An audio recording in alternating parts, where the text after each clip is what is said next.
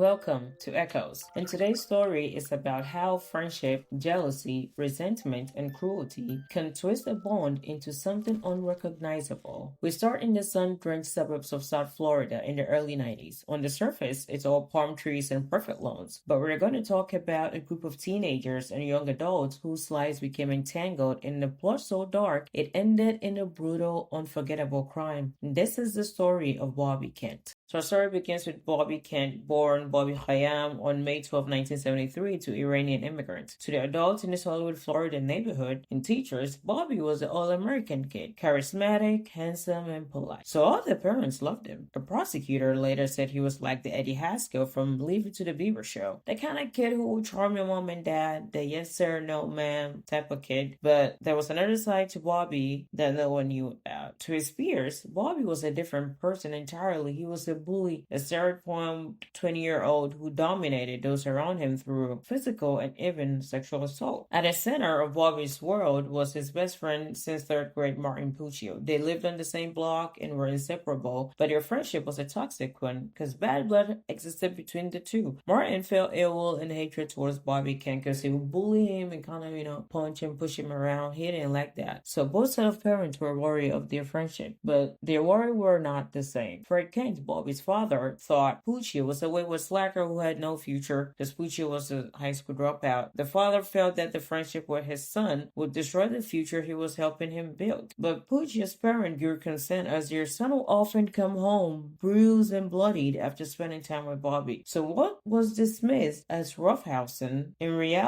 was in reality a pattern of severe bullying and physical abuse, which left Martin with a deep-seated hatred for his supposed best friend. But this whole friendship dynamic gets a massive shakeup in the early 1993 because Martin, who is 20 by now, started dating an 18-year-old named Lisa Kennelly. And Lisa sees this friendship for what it is, and she is not a fan at all. Not even a little bit. She's horrified by how Bobby treats Martin. So she comes up with a plan. She thinks, if I can just get Bobby a girlfriend, he'd be distracted and leave Martin alone. So she sets Bobby up with her own friend, a 17-year-old named Alice Willis, also known as Allie. But did it work? We'll see. Their relationship ended as soon as it started because Bobby was just as abusive to Allie as he was to everyone else. So now, not only is the problem not solved, but there's another person, Alice, who has a reason to despise Bobby. So now the circle of resentment is growing. And then the stakes gets even higher because Lisa Kennelly finds out she's pregnant with Martin's child. For her, this changes everything because she starts dreaming of a perfect family life with Martin in her mind. But there's this one giant violent obstacle standing in the way, which is Bobby. So the thought process shifts from how do we distract him to something else, to something much more permanent. So on July 13, 1993, Lisa made her move. She calls Allie, who is now living with her parents in Palm Bay, and tells her a terrifying, calculated lie. She says on the phone call, Bobby Kent was planning to come to Palm Bay to kill you and smother your baby, her baby from a previous relationship, unless you come back and get together with him. Wow. I mean, it was completely fabricated, but it worked because a terrified Allie immediately drives down to Lisa's house. She doesn't come alone though. She brings her new boyfriend, a 17-year-old named Donald Semenek, and another friend, Heather Swallers. So the conspiracy is expanded now. This isn't just a couple of angry friends anymore. During the trial, Heather Swallers testified for the state that Lisa Kennelly and Alice wanted to kill Bobby Kent, and they went to the home of co-defendant Derek Kaufman to obtain a firearm for that purpose. Alice said he wanted to kill Kent because he was going to Palm Bay to shoot her. Unable to obtain a firearm from Derek Kaufman, Lisa Kennelly and Alice went to Kennelly's house to get, Kennelly's mother's gun. That night, they made their first attempt. They actually led Bobby out to a remote construction site in Weston. Lisa has her mother's gun. The plan is for Allie to distract Bobby, and Lisa will shoot him. But at the last second, Lisa checked herself. She was like, oh my god, I cannot do it. But you would think that would be a wake-up call, like, hey, maybe we're in over our heads right now. This is not the solution. But for Lisa, oh my god, it just strengthened her resolve. So later that night, Ken and Alice were seen holding hands. But then according to Alice, Ken sexually assaulted her. So then Lisa decided they needed more people. They recruited a 20-year-old called Derek Kaufman, the guy they initially went to get the firearm, who said he didn't have one, and Lisa's own cousin, Derek Jerko. So now we have Martin, the abused best friend, Lisa, the pregnant girlfriend and mastermind, Alice, the ex-girlfriend of Bobby, Donald Semenek, the new boyfriend of Alice, Derek Kaufman, supposed hitman, and Derek Jerko, Lisa's cousin, and Heather Swallows, Alice's friend. So now, a group of 7 young people, all drawn into this plot to kill one person. They meet at Martin's house and finalize the plan for the next night. This time, they decided there would be no backing out. The night of July 14, 1993, Martin calls Bobby. The bait is the same. Let's go race cars and Allie will be there. She wants to see you. Bobby, completely oblivious, agrees. He had no idea he's driving into a trap set by his entire social circle. They pick him up armed with knives and a metal baseball bat. Kaufman, Kennelly, Martin were in one car, but Kaufman hid in the car because he didn't want Ken to see him. I think because,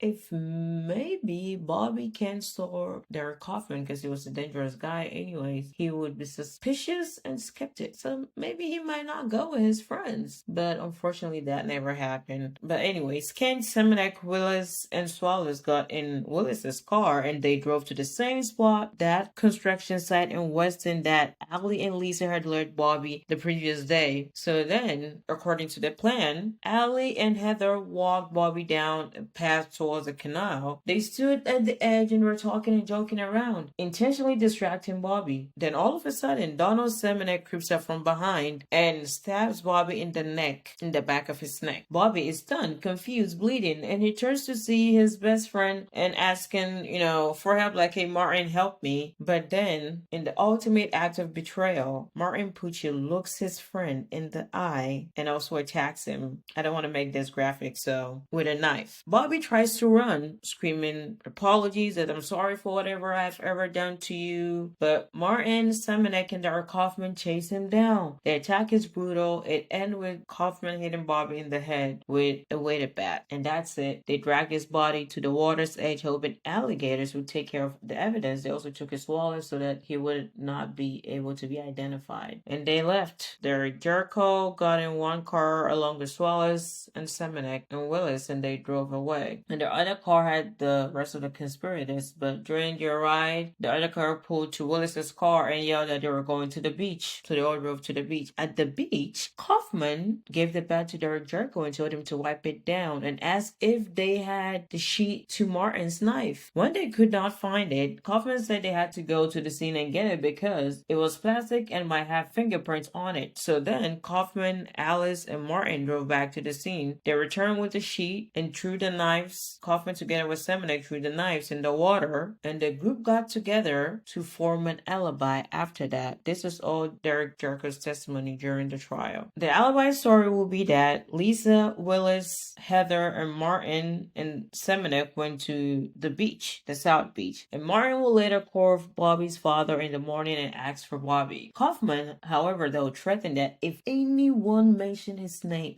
they would be dead before the end of the week. Semenek also threatened the others that if he got caught, he would blow whoever told away. I don't understand the statement that he would blow whoever away. Is it that he was gonna snitch? Or maybe you also killed that person? I don't know. That's up for debate. So then they finished forming their alibi. 7 people. How on earth did they think a secret shared between 7 people was gonna hold? Especially a secret soaked in blood. It rarely stayed buried. Even if one person goes out and kills somebody, they tell somebody. But anyways, in the days that followed, guilt, panic, cracked the pack. Lisa confers to her mother and the families. Lisa and Derek Jerko's families contacted their relative with a police connection, and the guilt-ridden Derek Jerko led detectives to Bobby Kent's body, unraveling the whole plot within a week, and the whole house of cards comes tumbling down. And all 7 were arrested. The trials were a media sensation in Florida. The prosecution laid out the whole chilling story, and what was shocking to many people was a complete lack of remorse from most of the group during the trial proceedings. So what happened to them and what were their consequences? The sentences were all over the place, but I'm just gonna make it short and brief. Martin Puccio, the best friend, was sentenced sentenced to death initially, but on appeal, he got life in prison. Lisa Kennelly, the mastermind, also got life, but her sentence was later reduced and she was actually released in 2004. Donald Semenek and Derek Kaufman, the main attackers, alongside Martin, got life sentences. Alice Willis, the decoy, got 40-year sentence that was also reduced and she was released in 2001. And the other two, Heather Wallace and Derek Jerko, the one who confessed, served shorter sentences and were out by 1999. So if you're thinking, hey, those are very different sentences, yeah, you're right, because different charges, different levels of cooperation, and different roles that night mattered. That's the appeal court's opinion, and they laid out why. The whole story, though, like, really, is just a tangled mess of cruelty and consequences.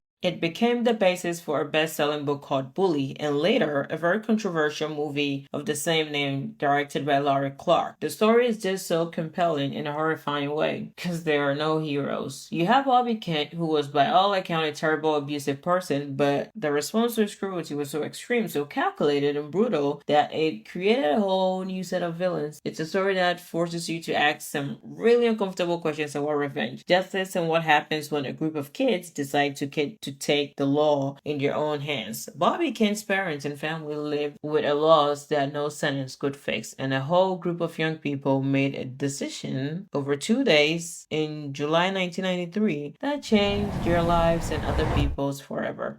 But my curiosity is that when the group of 7 people came to find out during the trial that Lisa Kennelly lied about Bobby Kent going to kill Alice at her house, how did they feel? Even though they didn't show any remorse at the trial, I'm sure some of them felt something. I mean, they're humans after all, especially if they were sitting in your jail or prison cell. And you find out, would they have done it? Would they? I mean, I don't have the answers to these questions I'm even asking, but some of them were not even affiliated with Bobby. So Bobby didn't even have, interaction with these people. They were just the friends of Bobby's initial, friend group. With the extra friends, that's how I could put it. Did they regret it? I'm sure they did. And I'm sure they were disappointed and delighted too. And that's all we have for today.